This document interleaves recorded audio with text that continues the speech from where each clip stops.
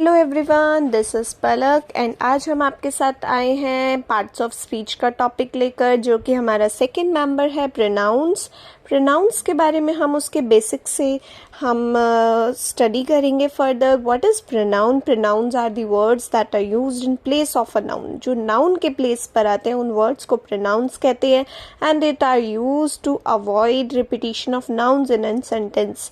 किसी भी सेंटेंस के अंदर हम बोलते हैं कि जो भी हमारे नाउन वर्ड्स हैं वो रिपीट ना हो, उसको अवॉइड करने के लिए आप प्रोनाउंस वर्ड यूज़ करते हो।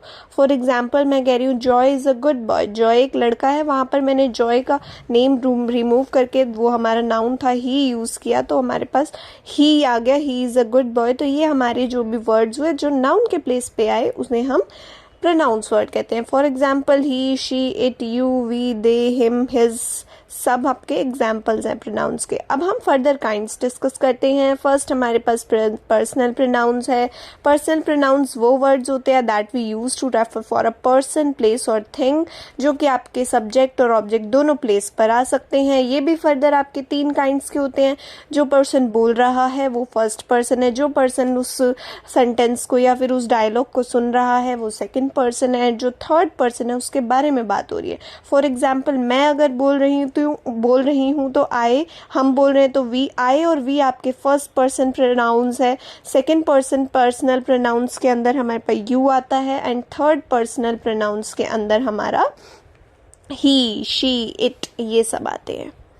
So now we have 2 examples of it. Ram studies in the class 6th. He is an intelligent boy. He has invited us for the lunch. तो ये आपके फर्स्ट पर्सन में यूज हुआ। राम को remove करके हमने यहाँ ही और ही यूज किया। They are selling the car to them. यहाँ पर जो they आया है वो भी हमारा क्या है, थर्ड पर्सन का पर्सनल प्रोनाउंस का एग्जाम्पल है। So next we have second kind हमारे पास है possessive pronouns. Possessive pronouns are those words that show possession या ownership. ये बहुत ही ईजी है, किसी भी चीज़ के कौन ओनर है, किसका ये सामान है, उससे लिंक करना, उन पीपल से रिलेट करना ही हमारा possessive pronouns को कंसीडर किया जाता है। फॉर एग्जाम्पल्स यहाँ पर theirs, his, her, ours, yours, its, ये सब आएंगे। And this umbrella is mine, is this pen yours, question mark, ये सारे एग्जाम्पल्स आपके possessive pronouns के हैं। Next we have demonstrative pronouns. Demonstrative pronouns are used to put out specific things को point out करना है आपने, and they are at this, that, these, those, यही 4 आपके examples रहते हैं demonstrative pronouns में। and this and these are used to indicate things जो near हैं, and जो भी हमारे पास those और that use होता है वो आपकी indicate करता है things थोड़ी far हैं।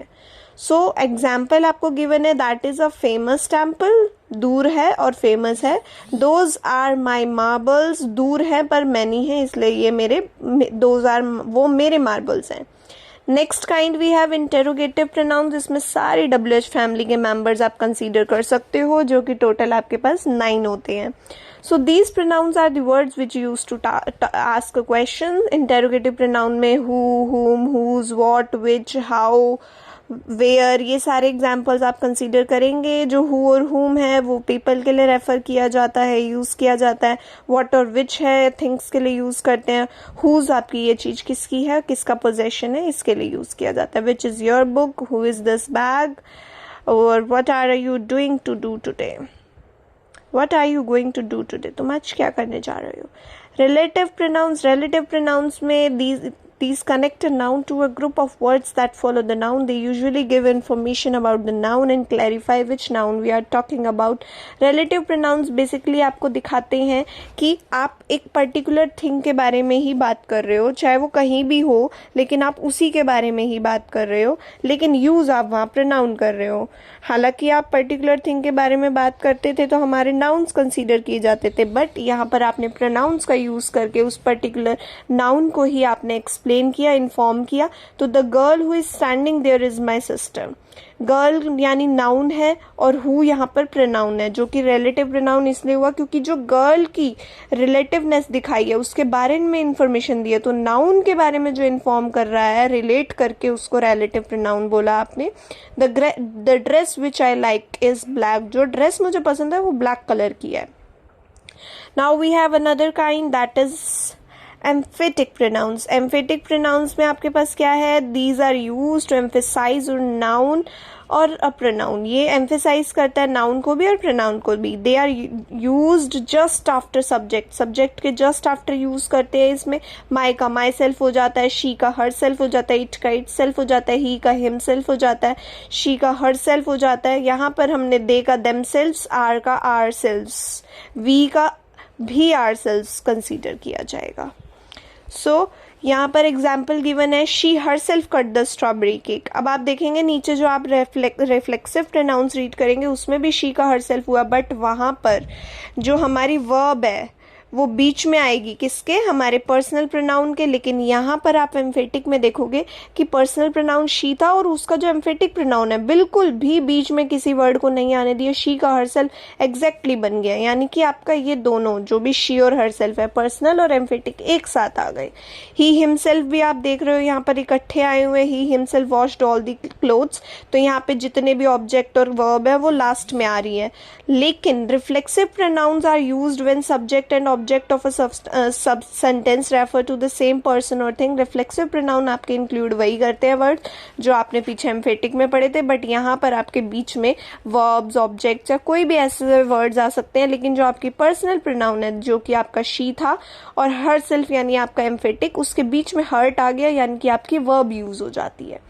तो आपको ये ध्यान रखना है कि ये बड़ा डिफरेंस है कि हमारे पास एम्फेटिक प्रोनाउंस में गैप नहीं आता, बीच में कोई वर्ब नहीं आती, बट रिफ्लेक्सिव में ऐसा होता है। She hurt herself, she का हर सेल्फ तो बना बट बीच में हर्ट आ गया जिसकी वजह से वर्ब यूज हो गई। She hurt herself while cutting the vegetables, the dog scratched itself, dog के लिए यूज हुआ है itself.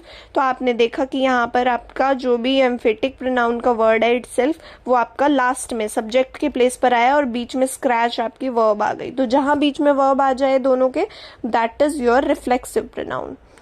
Now we have indefinite pronouns. Indefinite pronouns are used to refer to the people or things in a general way.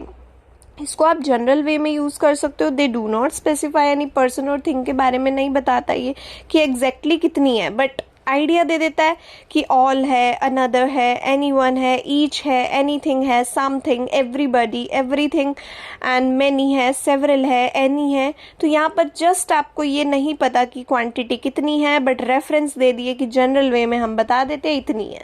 somebody has stolen my purse, किसी ने चुरा लिया है लेकिन नहीं पता किसने चुरा। Can anybody help me in carrying this boy, इस बॉय को उठाने के लिए मुझे कोई हेल्प करेगा। तो anybody मतलब हमें नहीं पता कौन करेगा, but we are asking for it. So ये जितने भी वर्ड्स आपके कंसीडर हुए, ऑल, अनदर, एनीवन, जो कि आप रीड गो थ्रू कर सकते हैं, वो इंडेफिनिट प्रोनाउंस के एग्जाम्पल रहे आपके। Next we have distributive pronoun. Distributive pronouns भी बहुत इंपॉर्टेंट है। Distributive pronouns refer to the people और thing taken one at a time. For example, आप यहाँ पर इनडेफिनेट की बात यहाँ पर ना करें। डिस्ट्रीब्यूटिव में आप सबको दे रहे हो या किसी को नहीं दे रहे हो। तो फॉर एग्जाम्पल यहाँ पर है ईच यानी हर एक, ईदर इनमें से कोई एक, एंड नीदर में नहीं, कोई भी नहीं, नन मतलब कुछ भी नहीं।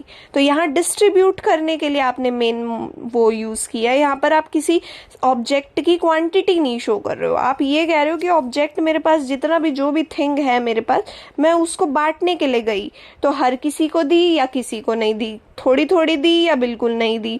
तो ये वर्ड्स जो आपके ये शो करते हैं कि किसी भी ऑब्जेक्ट का या किसी भी थिंग का डिस्ट्रीब्यूशन हुआ है, उन वर्ड्स को आप कंसीडर करते हो डिस्ट्रीब्यूटिव प्रोनाउंस में। फॉर एग्जाम्पल, टोटल 4 ही गिवन है आपके पास, each, either, neither, none. Each of you is called in the principal's office, हर किसी तुमको बुलाया हुआ है प्रिंसिपल ने ऑफिस में। Either of them could go to the market, कोई भी जा सकता है। ईदर ऑफ देम मतलब उनमें से कोई एक। सो यहाँ पर आपको समझ में आया होगा, जो कि हमें लगा कि आपके साथ शेयर करना बहुत ज़रूरी है। इस पीपीटी के थ्रू आप parts of speech pronoun topic को बहुत अच्छे से समझ गए होंगे। Thank you everyone, thanks for joining today's class.